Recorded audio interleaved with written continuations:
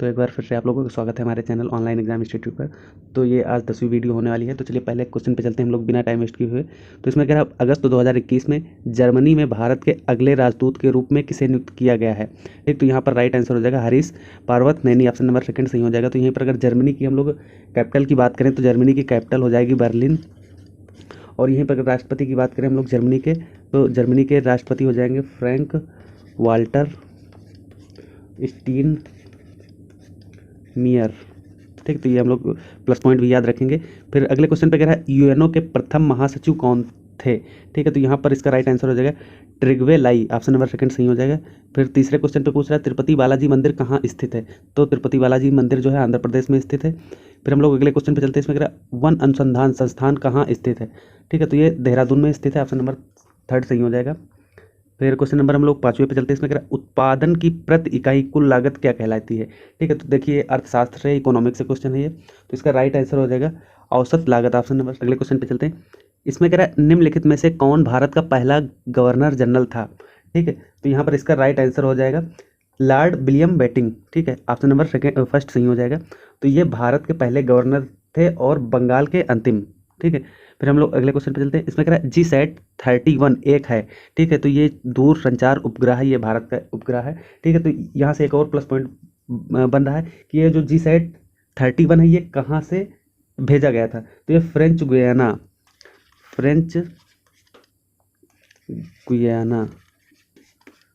Space port से भेजा गया था। और किस रॉकेट से, तो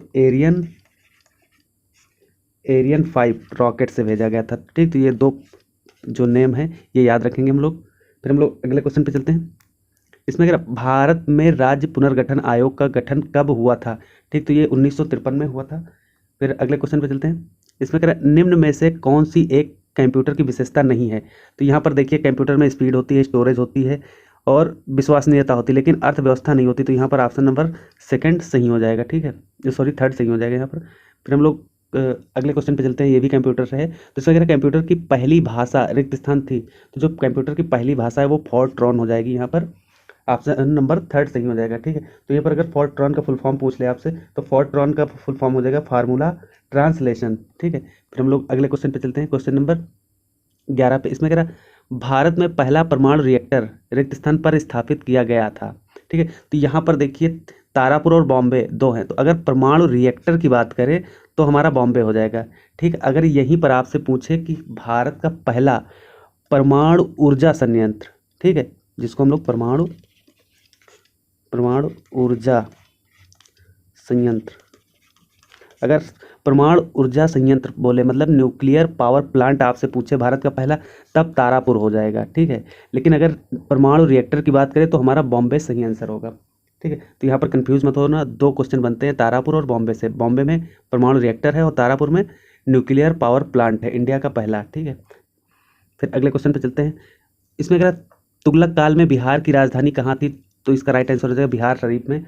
फिर अगले क्वेश्चन पे चलते हैं। इसमें अगर भारत में राष्ट्रीय सेना दिवस कब मनाया जाता है। ठीक है, तो भारत में जो राष्ट्रीय सेना दिवस है ये 15 जनवरी को मनाया जाता है। तो यहाँ पर ऑप्शन नंबर सेकंड सही हो जाएगा। फिर हम लोग अगले क्वेश्चन पे चलते हैं। इसमें अगर निम्नलिखित में से कौन सा अप्रत्यक्ष कर है। ठीक है, तो यहाँ पर अप्रत्यक्ष कर हमारा उत्पाद कर हो जाएगा। ठीक है, ऑप्शन नंबर सेकंड सही हो जाएगा यहाँ पर।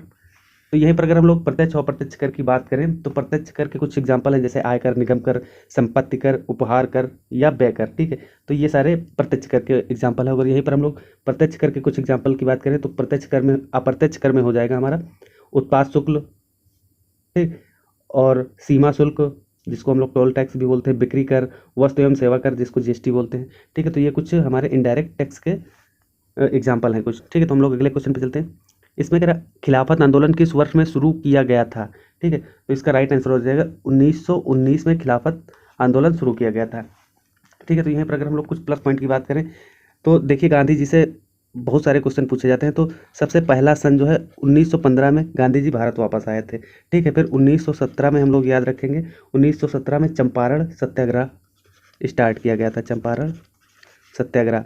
फिर हम लोग 1918 याद रखेंगे, 1918 में खेड़ा सत्याग्रह हुआ था, खेड़ा सत्याग्रह। और फिर 1918 में एक और सत्याग्रह हुआ था जिसको हम लोग अहमदाबाद मिल मजदूर आंदोलन के नाम से जानते हैं। फिर एक 1919 में हुआ था हमारा खिलाफत आंदोलन, यही जो इस क्वेश्चन में पूछा है, खिलाफत आंदोलन, ठीक है। ये अहमदाबाद मजदूर मिल आंदोलन, ठीक है। फिर हम लोग चलते हैं 1919 में, ठीक है। तो 1919 में गांधी जी के अलावा दो और इम्पोर्टेंट हैं, जैसे जलियांवाला बाग हत्याकांड जो है 1919 में हुआ था, और रॉलेट एक्ट भी 1919 में लागू किया गया था। फिर हम लोग चलते हैं 1920 पे। तो 1920 में असहयोग आंदोलन स्टार्ट किया गया था गांधी जी के द्वारा। फिर 1930 में, ठीक है, 1930 में नमक सत्याग्रह, ठीक है, नमक आंदोलन, जिसको हम लोग सभी ने अवज्ञा आंदोलन के नाम से भी जानते हैं, नमक आंदोलन। और फिर 1942 में गांधी जी के द्वारा भारत छोड़ो आंदोलन स्टार्ट किया गया था। तो देखिए ये सारे जो हैं इतने, ये गांधी के इम्पॉर्टेंट आंदोलन है, तो इनको हम लोग याद रखेंगे, जो CVT 2 और ग्रुप डी के लिए बहुत ज़्यादा इंपॉर्टेंट है। फिर हम लोग क्वेश्चन नंबर 16 पे चलते हैं। इसमें कह संयुक्त राष्ट्र संघ के 6 प्रमुख अंग हैं, कौन सा उन 6 प्रमुख अंगों में से एक नहीं है? तो इसका राइट आंसर हो जाएगा हमारा ऑप्शन नंबर फर्स्ट जो है संयुक्त राष्ट्र बाल कोष, ठीक है। तो यहाँ पर पहला ऑप्शन सही हो जाएगा। तो अगर हम लोग बात करें अगले क्वेश्चन पे, तो इसमें कह रहा है लैंग्वेज ऑफ ट्रुथ पुस्तक के लेखक कौन है, ठीक है। तो यहाँ पर इसका राइट आंसर हो जाएगा Salman Rushdie, option number second सही हो जाएगा। फिर 18 नंबर क्वेश्चन पे चलते हैं। कह रहा है 2021 का प्रित्जकर पुरस्कार किसने जीता, ठीक है। तो ये जो पुरस्कार है ये आर्किटेक्ट क्षेत्र में दिया जाता है। तो यहाँ पर 2021 की बात करें तो इसका राइट आंसर हो जाएगा एनी लैक्टॉन और जीन फिलिप वाशल ने, ठीक है। और यहीं पर अगर 2020 का पुरस्कार की बात करें तो 2020 में यवोन फेरेल और रैली मैकनामारा ने जीता था, ठीक है। और 2019 की बात करें तो 2020 में अराता इजोजकी और 2018 में बीवी दोषी, ठीक है। तो ये डेट हम लोग याद रखेंगे, कभी भी आपसे पूछ सकता है 2020 का भी और 21 का भी, तो ठीक है याद रखेंगे हम लोग। फिर अगले क्वेश्चन पे कह रहा है नवंबर 2021 में निम्नलिखित में से किसने पेरिस मास्टर 2021 का खिताब जीता है, ठीक है। तो यहाँ पर राइट आंसर हो जाएगा नोवाक जोकोविच, ठीक है। तो नोवाक जोकोविच जो है इस टाइम पे 2021 के अकॉर्डिंग ये दुनिया के नंबर 1 टेनिस प्लेयर हैं, ठीक है। तो ये भी हम लोग याद रखेंगे। फिर हम 20 नंबर क्वेश्चन पे चलते हैं। इसमें कह रहा है तमिल नववर्ष को किस नाम से भी जाना जाता है, ठीक है। तो यहाँ पर इसका राइट आंसर हो जाएगा वरुसा पिरप्पू, ऑप्शन नंबर थर्ड सही हो जाएगा। फिर हम लोग 21 नंबर क्वेश्चन पे चलते हैं। इसमें कह रहा है इन computer field what does LIFO stand for. तो कंप्यूटर के क्षेत्र में लिफो का फुल फॉर्म पूछा है, तो इसका राइट आंसर हो जाएगा last in first out, option number third सही हो जाएगा। फिर पूछा है सविनय अवज्ञा आंदोलन की शुरुआत किस आंदोलन से हुई है, ठीक है। तो इसका राइट आंसर हो जाएगा नमक सत्याग्रह से इसकी शुरुआत हुई है। और ये कब हुआ था तो अभी हम बताएं 1930 में ये स्टार्ट किया गया था। फिर हम लोग अगले क्वेश्चन पे चलते हैं। इसमें कह रहा नाइट्रोजन गैस हमारे वायुमंडल का रिक्त स्थान बनाती है। तो देखिए 75 से 80% तक, ठीक है। तो यहीं पर हम लोग एक और प्लस पॉइंट याद रखेंगे। देखिए इस समय हाइड्रोजन के वाहन बन रहे हैं, हाइड्रोजन गैस से चलने वाले जो वाहन बन रहे हैं, ठीक। तो ये आपसे पूछ सकता है कि वातावरण में हाइड्रोजन कितना प्रतिशत है, तो 0.0005% हाइड्रोजन है हमारे वातावरण में। तो ये हम लोग परसेंटेज याद रखेंगे। फिर हम लोग अगले क्वेश्चन पे चलते हैं। इसमें क्या निम्न में से क्या स्वपोषी का उदाहरण है? स्वपोषी का मतलब जो अपना भोजन स्वयं बनाते हैं। तो देखिए हरे पौधे जो है अपना भोजन स्वयं बनाते हैं, तो यहाँ पर ऑप्शन नंबर सेकंड सही हो जाएगा। फिर पूछा है बोकारो इस्पात संयंत्र निम्नलिखित में से कहाँ पर है स्थित है? तो इसका राइट आंसर हो जाएगा झारखंड में बोकारो इस्पात संयंत्र स्थित है, ठीक। तो झारखंड इसका राइट आंसर हो जाएगा। फिर हम लोग अगले क्वेश्चन पे चलते हैं। इसमें कह रहा दो अक्षांशों के बीच की दूरी लगभग है। तो देखिए दो अक्षांशों के बीच की दूरी जो होती है 111 मील, गलत हो जाएगा, 111 किलोमीटर होती है। तो ऑप्शन नंबर थर्ड सही हो जाएगा यहाँ पर। फिर इसमें कह रहा है देना बैंक और विजया बैंक का विलय निम्नलिखित में से किस बैंक के साथ किया गया है, ठीक है। तो बैंक ऑफ बड़ौदा के साथ किया गया है। फिर अगले क्वेश्चन पे चलते हैं। इसमें कह रहा है जून 2021 में G7 शिखर सम्मेलन की मेजबानी कौन से देश ने किया है, ठीक है। तो इसका राइट आंसर हो जाएगा यूनाइटेड किंगडम, ठीक है। ऑप्शन नंबर थर्ड सही हो जाएगा। तो यहाँ पर अगर G7 का मतलब ग्रुप ऑफ 7 कंट्रीज, ठीक है। तो ये जो 7 कंट्री हैं इनके नाम हम लोग देख लेते हैं। तो यूनाइटेड किंगडम है, दूसरी कनाडा है, तीसरी फ्रांस है, चौथी जापान है, पाँचवीं इटली है, छठवीं जर्मनी है और सातवीं USA है। तो इस तरीके से 7 देश हैं इसमें। फिर हम लोग अगले क्वेश्चन पे चलते हैं। इसमें क्या नोबेल पुरस्कार दिवस हर वर्ष कब मनाया जाता है, ठीक है। तो इसका राइट आंसर हो जाएगा 10 दिसंबर को मनाया जाता है, ठीक है।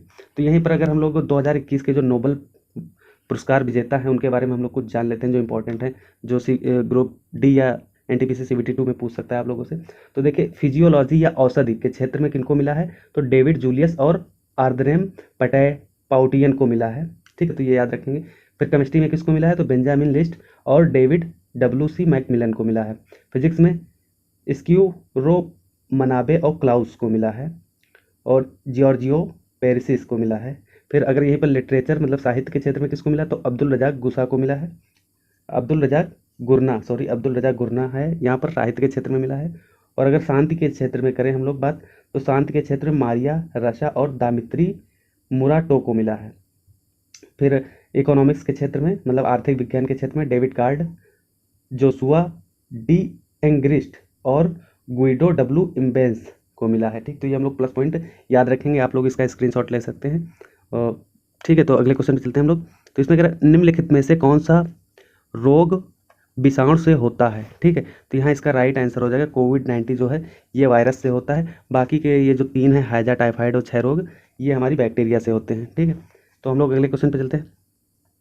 इसमें कह रहा है ओलंपिक खेलों 2021 में 69 किलोग्राम वर्ग में बॉक्सिंग में कांस्य पदक किसने जीता है, ठीक है। तो यहाँ पर इसका राइट आंसर हो जाएगा option number 3 Lovlina Borgohain, option number 3 सही हो जाएगा, ठीक है। तो हम लोग अगले क्वेश्चन पे चलते हैं। इसमें अगर हाइड्रोजन बम का आविष्कार किसने किया था, तो यहाँ इसका राइट आंसर हो जाएगा एडवर्ड टेलर ने किया था। फिर हम लोग क्वेश्चन नंबर 33 पे चलते हैं। इसमें कह रहा है कोलार स्वर्ण क्षेत्र किस राज्य में स्थित है, ठीक है, तो इसका राइट आंसर हो जाएगा कर्नाटक में स्थित है। तो देखिए कोलार स्वर्ण क्षेत्र, देखिए इस समय KGF 2 मूवी चल रही है, बहुत फेमस है, तो KGF 2 का फुल फॉर्म ही है, यहाँ पर KGF का फुल फॉर्म है KGF का फुल फॉर्म है K से कोलार, G से गोल्ड, F से फील्ड, तो कोलार गोल्ड फील्ड ये कहाँ पर है, कर्नाटक में है, ठीक है।